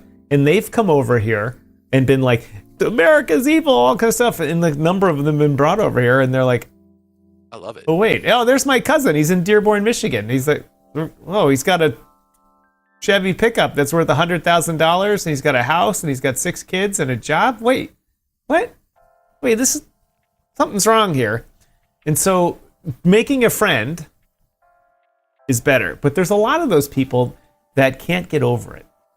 And unfortunately, they're the people that end up with they find out. And that's what the war machine needs to do right now. And I got to tell you, it's been successful. And we complained about the Iranians using their proxies. We've successfully used the Israelis as our proxies.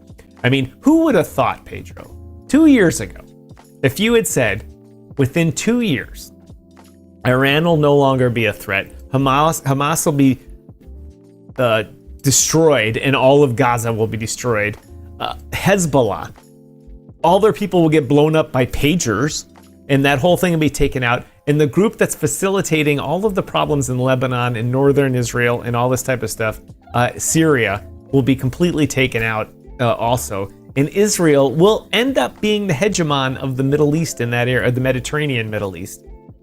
People would have laughed at you. They would have been like, what are you, crazy? You're like, come on, you are nuts. And literally 2 years later, Mr. Trump is over there signing a document with all the leaders over there saying, we're done with this. Now, I don't know how genuine all of those leaders are and how much of them are just playing lip service. They did not. It looked like it was. Now, I get that. But Mr. Trump carries a big stick.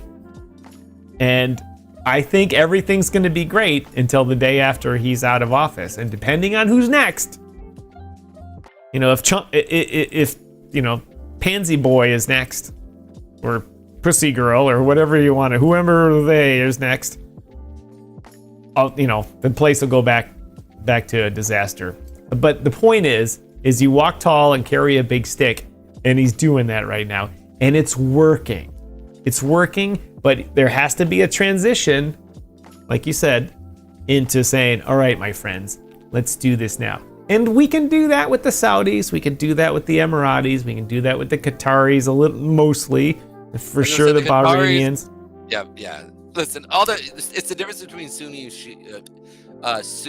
and Shiite, right? Like, it's really it's how you're interacting with it. And I know, like, I'm being very broad in my denominational movement in the Islamic religion here, but in that same sense, though, is you have your far right and then your centrals, right?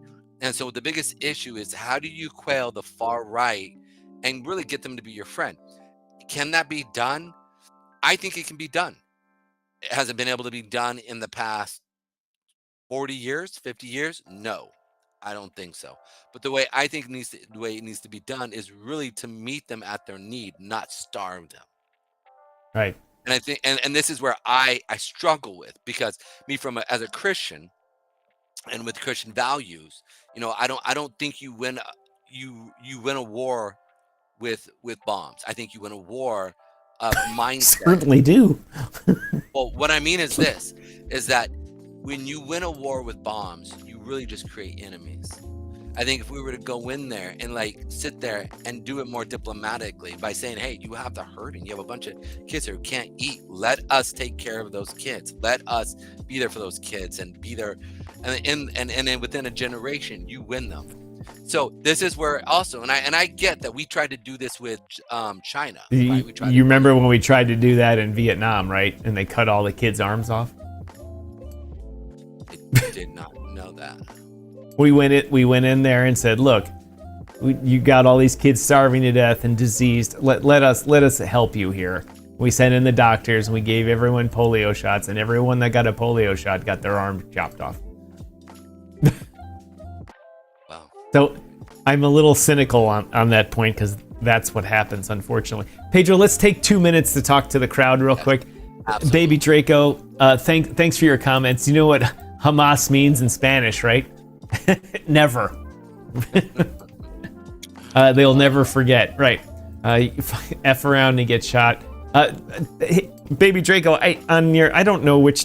I hope it was the Telegram account you used. I sent you a direct message about testing out the alpha version of our app here. Go check out your messages on Telegram. Log into the chat function and click the buttons and test it on your phone and all that. I'll get Crypto Mike and Chuck Jansen to test it out too, as well as we move to new things. And it's an alpha version. Before we actually launch it, I'll clear the memory and start over and that type of stuff.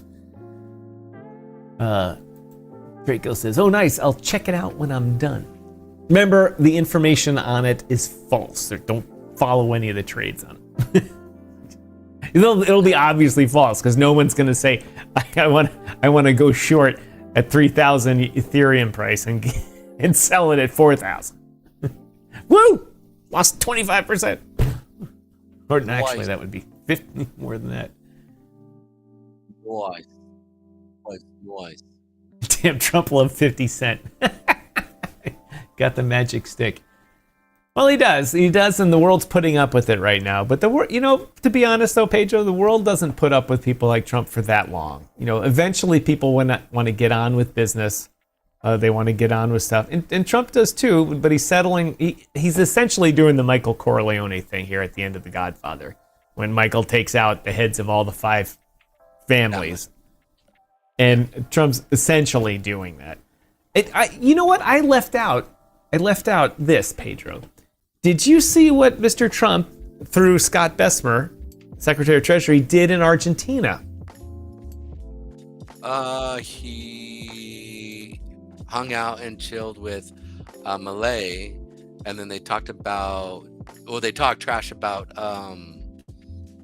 It was better than it was better than that. As you know, President Milei, whatever his name is, Milei of Argentina, has had all these good things happen. He's done great things. He's got inflation under control and all that. And every time you change the government policy a lot for the good, there's a swoon later on in the economy and stuff like that. And that's what's going on. He had to cut government spending, so all the infrastructure projects slowed down. Means the big construction companies had to lay people off. There's a swoon in the economy. It's election season, and people are like, hey, Dad's out of work, and we might vote for the other guys because they just print money and stuff, but Dad stays employed. And Bessner went down there and gave Argentina a $20 billion currency swap guarantee. So essentially, it gives them, without giving them, it gives them access to $20 billion in U.S. funds to support their currency and their government spending without deflating their currency and causing inflation. It was a genius move, and right before the election. And if you look at Polymarket, Milei's party might have lost a lot of seats. I don't think he would lose the presidency. I think it's just that, like us, we have midterms. Their midterms were sinking, and his policies would be at risk. And all of a sudden, it goes like this, boop, just like that. And I thought to myself, we've been so focused on the Middle East and what's going on there, and right in our own backyard, a little south, there's also genius moves going on there too. I was like, I forgot all about that. That happened like last week, and we've had 3 shows since then, and I was like, I forgot to bring it up. what I thought was really interesting also with that is that Malay has really started to kind of restructure all of Argentina. And I'm really interested to see what's going to happen over the next 15 years there. Because, I mean, even though we've seen slow down, we've seen things that kind of pull back, the fact is that from a business standpoint, they're actually doing fairly well. You know what I'm Yeah. saying? And there is a lot of business starting to come into Argentina to really try to, because I mean the fact is that it's a less socialist society, and it's becoming much more of a free market, which brings people who want to be there. And we know over a period of 10, 15 years, we always see massive growth when it comes to capitalism in an area. I mean, just remember what happened with Russia, right? Like, I mean, within 15, 20 years, the West or the East looked just like the West. Wait, yeah, because it was East. Or like I was like, because when you did an aerial picture, you could see that it was just all gray, right? And then you would see on the other end where it was like vibrant, beautiful colors. You saw a huge difference just from the wall, and literally within 15 years, it just drastically changed. So I think it's going to be really interesting to see what actually happens, and I think it will be the jewel of. Well, I think you'll actually have a fighting and a beautiful exchange between El Salvador and Argentina, right? And I think Mexico and a lot of other countries will sit there and go, take note, right? So Argentina, right? Like if America gets going, I just might move. We got all the way this far into the show before your audio started to go. But can you hear me? Yes, I can. It was your audio is. It's back. It was the guy in China was waking up like, oh God, I forgot about Pedro. Man, I tell you, so this episode is not going to age well. Dude, I can tell, dude. Might be because I switched to gin. I can tell. You might want to chill up on that just a little. I'm just throwing that out there. But like on the back end, I'm really excited to see what's like what I said in about 10 to 15 years, what it's going to look like. And I mean, it might be smart just to go down there right now and get a citizenship with Argentina in case America kind of unfolds on itself and they keep blowing this up. Like you know what we need to do, Pedro? We need to go there. Yes. And interview the president there in Argentina. That's what we need to do. Oh, he would definitely come because we have so many viewers that watch us. They'll be like, "Oh, DYOR, I love you guys." Every day, go up to the Argentinian White House, knock on the front door. Excuse me, is Mr. President here? No, he's not today. Come back tomorrow. Okay, we'll be back tomorrow. But eventually, he's going to say, might take 2 years, but eventually he'll say, all right, guys, come every day. I'll do it. Be fun. I mean, the truth is, I mean, the Argentine peso isn't really doing too hot, so the U.S. dollar could actually do pretty well there. Just throwing that out there. Anyhow,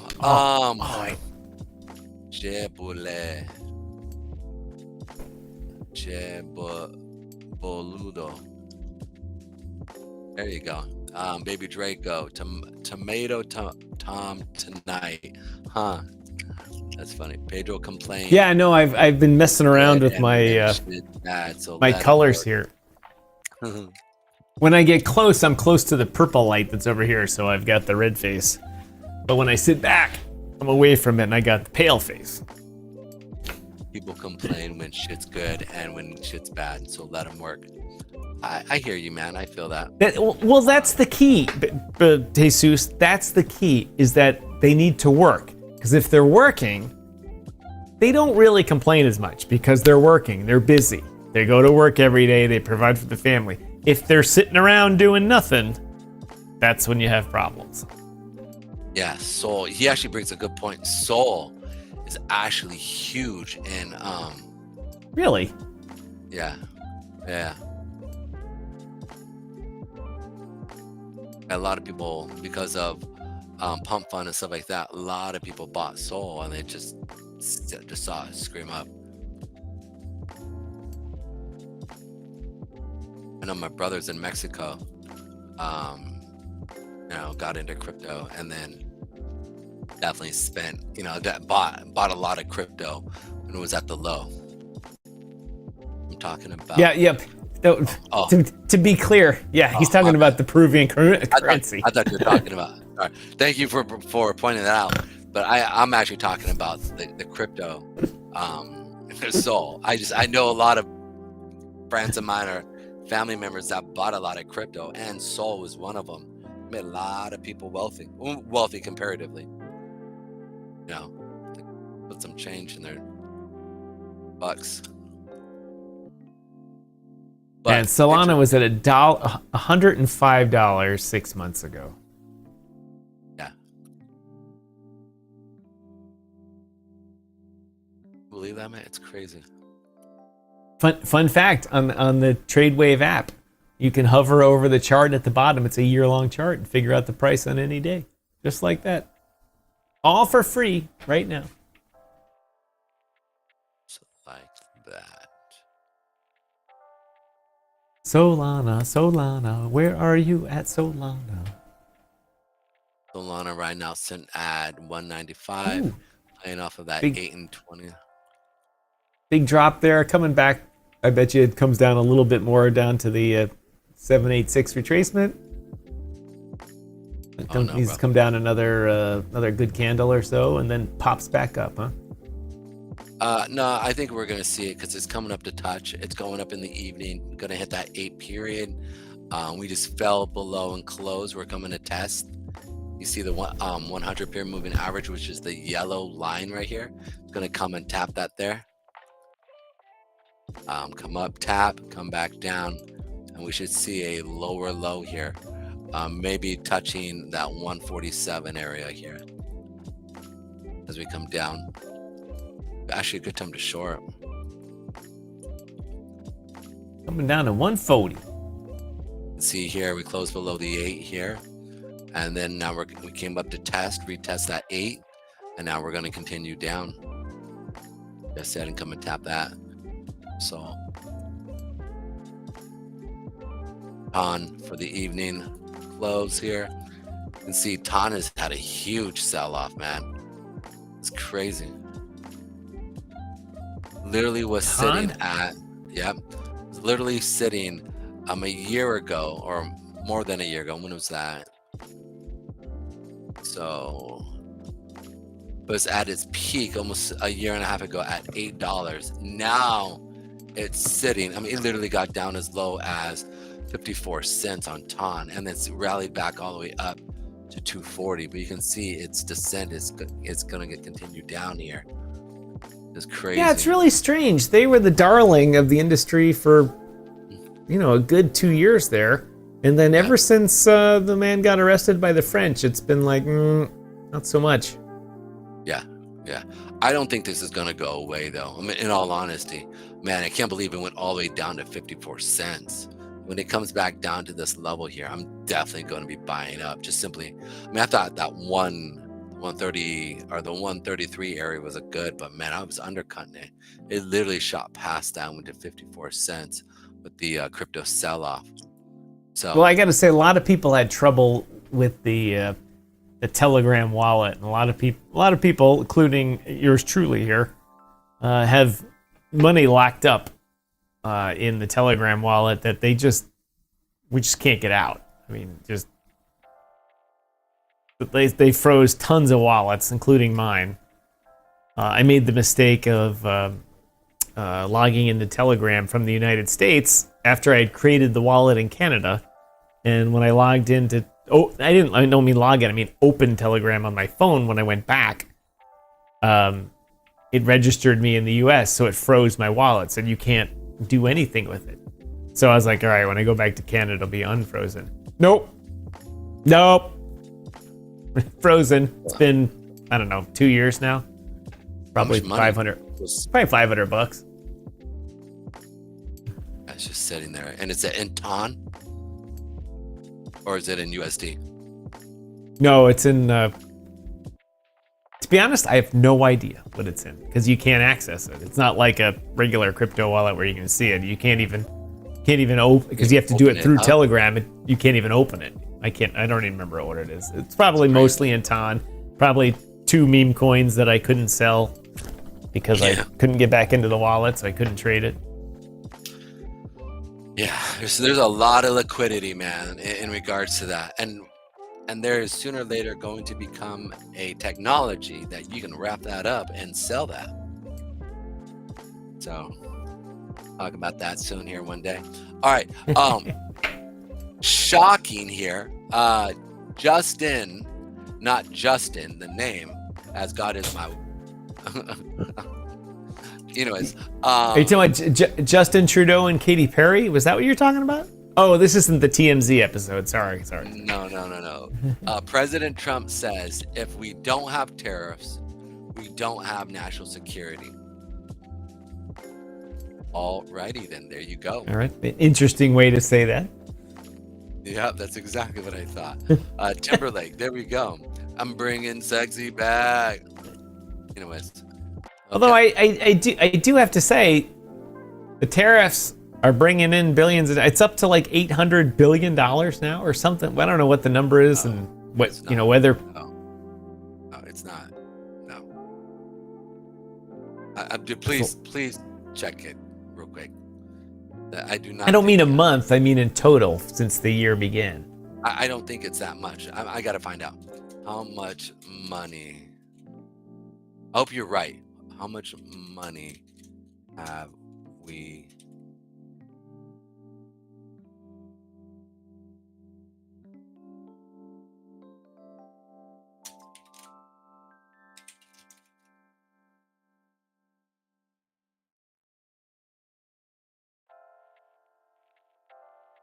Of course, this will be something you need to ask like three different AIs because it'll be so politicized. You'll get. No, it's pretty clear how much he's brought in on a monthly basis. He's brought 16 billion in April. May he brought 22 billion. June he brought 27 billion. In July he brought 28 billion. So altogether, it's roughly about. That's only 100. Yeah, it's like $142 billion in revenue altogether. Yeah, I was like, because I used to have a thing I would look at, because I hope. The thing is I think having tariffs in that same manner is fairly decent for our businesses here in America because it's making us really realize we need to be self-sufficient, and there needs to be some businesses that don't rely on China and really use local stuff. And one being, rare earth metals. And there's been a bunch of companies that I've been looking at in regards to rare earth metals and the development of it. And so I've been paying attention to it. And the other part that I'm thinking about is if the Trump Republicans do stay in office and you see them stay in, then you continue. I think we will help the rare earth metal companies really keep moving and growing. We know that because of COVID, we know that Biden really went over and was trying to start rare earth metals, but dealing with red tape and everything like that. Whereas Trump has just come in and said, enough of the red tape. We need this stuff. Pop this stuff on, get it going. Right? Yeah, exactly. Like get down, start drilling. And so we've seen money kind of push for it. But my biggest fear is that if they do lose that strength, and that will then basically deepen the hole of our reliance on China for rare earth metals. And we're talking about some things that we really need for our own personal military safety.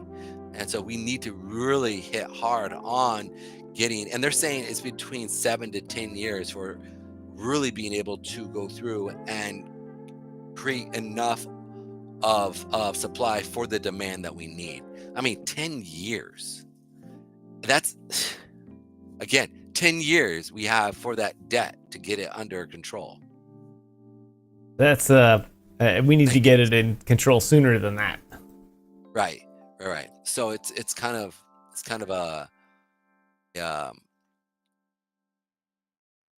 kind of an oxymoron there. It's just kind of, Anyways, enough with that. It is getting late, and this guy has to get up and work out in the morning. So, It's hey, that time. It's that time, ladies and gentlemen. yeah. Hope you guys enjoyed today's show. We actually had a decent amount of viewers today, man. I was actually really impressed. Yeah, and not only that, but the old Twitter counter or X counter is once again working, so it adds that to the total. And apparently, it's later at night. Some people watched longer than normal over there. Well, appreciate every one of you guys. Absolutely. Every one of you guys rock the mic. Love every one of you. Appreciate all that you guys do for us. Who sings that song? Rock the Mic? No, it's not Rock the Mic. It's the Beastie Boys you're thinking of? No. It's much older than that. Whatever it is. Anyway, speaking of foreigners going on tour, that is one I've got to go see. Jukebox Hero. I Want to Know What Love Is. Oh, I want to know what love is.